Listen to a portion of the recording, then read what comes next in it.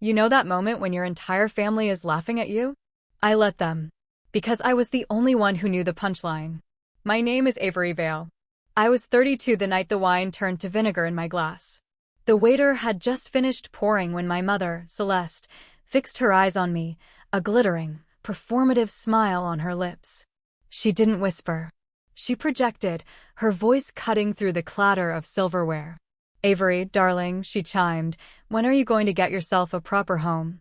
A landmark address, like your brother. She gestured grandly to my brother, Ethan, who was already leaning back in his chair, preening. He understands the statement a residence makes. The table tittered. My uncle chuckled. My aunt shook her head with a fond sigh aimed at Ethan. Forks paused. Eyes slid toward me, amused, pitying. Ethan's girlfriend, Sloane, covered her mouth, her laugh a soft, cruel chime. I sat there, perfectly still, a familiar, cold fire spreading from my chest to my fingertips. This wasn't casual ribbing.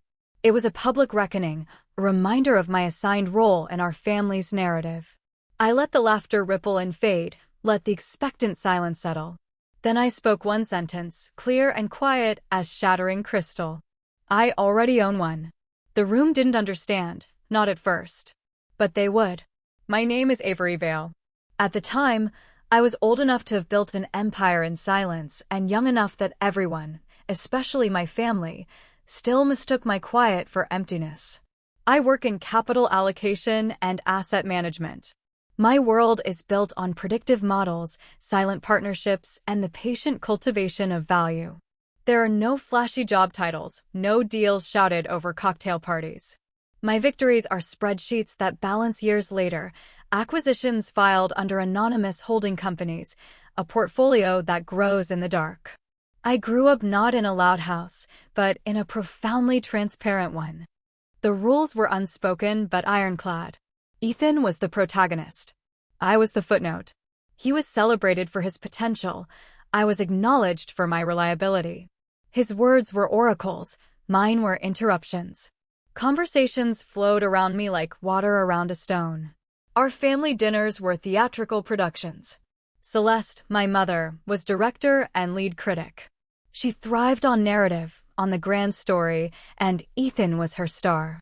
My father, Robert, played the supportive audience member, offering murmurs of assent that always, somehow, reinforced the main plot.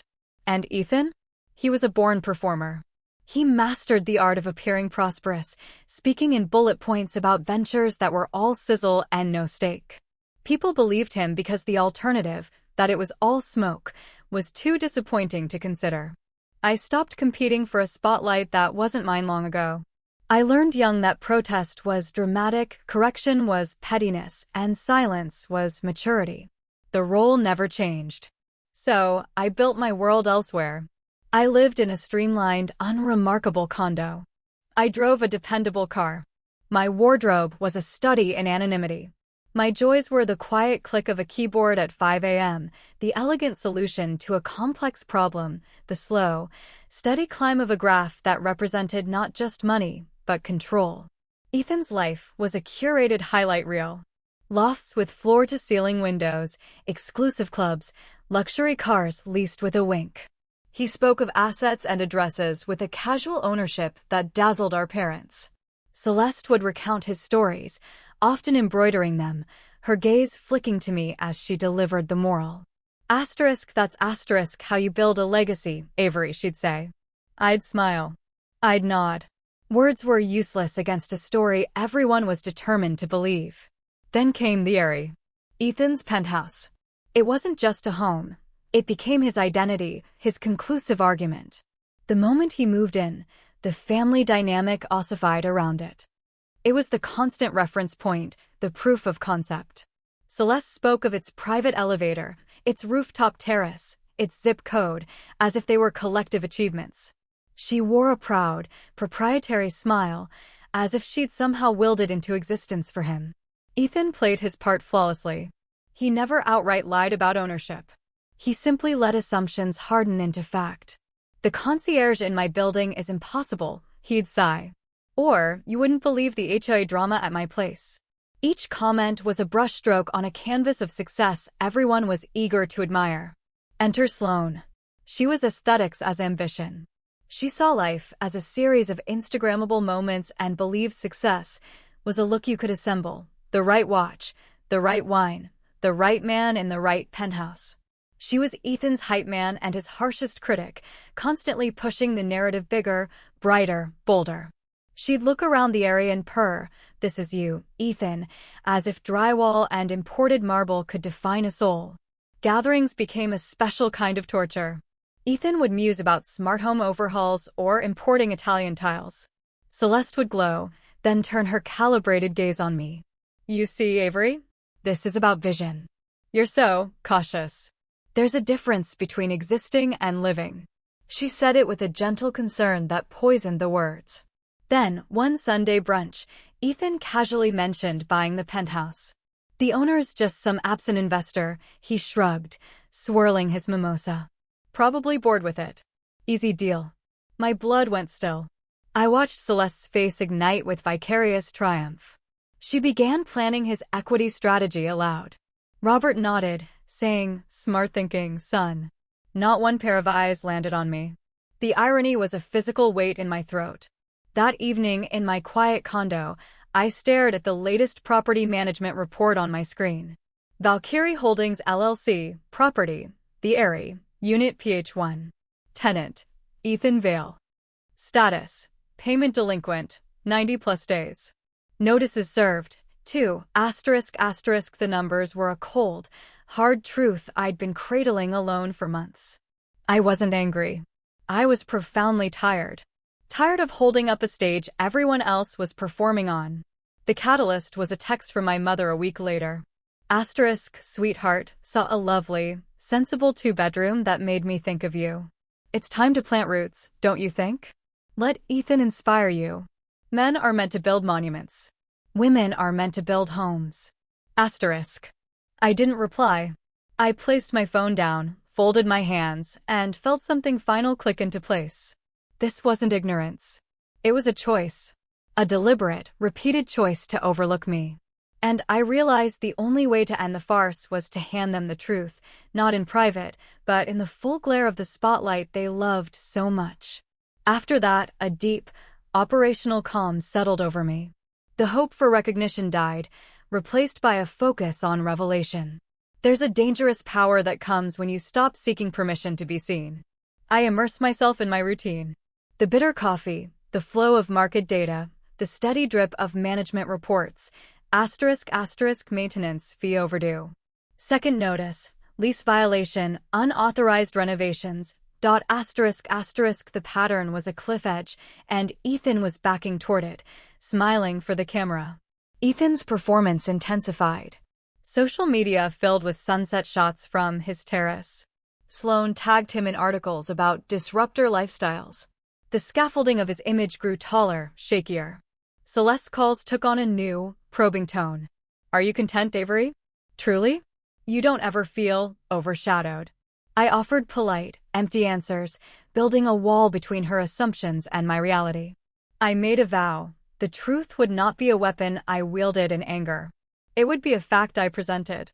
The venue would be of their choosing, the moment of their making. So when the dinner for my birthday was announced at Cielo, a restaurant where the prices were whispered, I knew my role. I wasn't the guest of honor. I was the audience for Ethan's latest act. But I also knew I wouldn't be watching this time. I would be concluding it. I arrived, a quiet woman in a simple black dress, carrying a secret large enough to swallow the room whole. Cielo was Celeste's cathedral. All soft light and murmured conversations. She greeted me with a kiss on the cheek that didn't touch her eyes. Robert gave my shoulder a squeeze. Ethan and Sloane made an entrance, causing a ripple. He commanded his seat, Sloane a sharp, approving shadow. The performance began before the appetizers. "The traffic around my building is a nightmare," Ethan lamented, not sounding lamentable at all. "But the view tonight, priceless." Celeste hung on every syllable. Robert offered a supportive, "That's the city for you." Then, the pivot. Celeste turned her spotlight on me. "And you, Avery? Any exciting moves on the horizon?"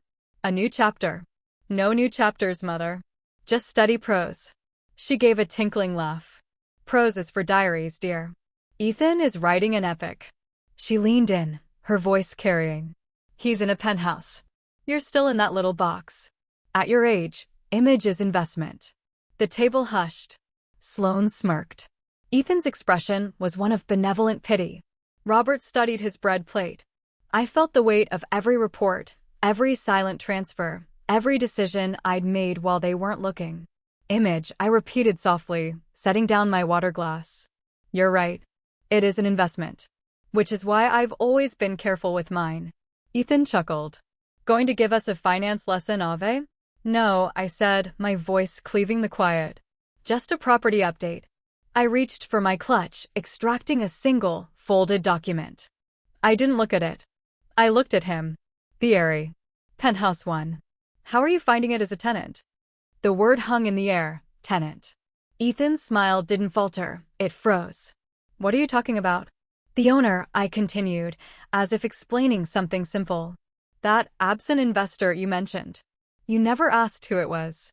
I unfolded the paper, laying it gently on the white linen between us.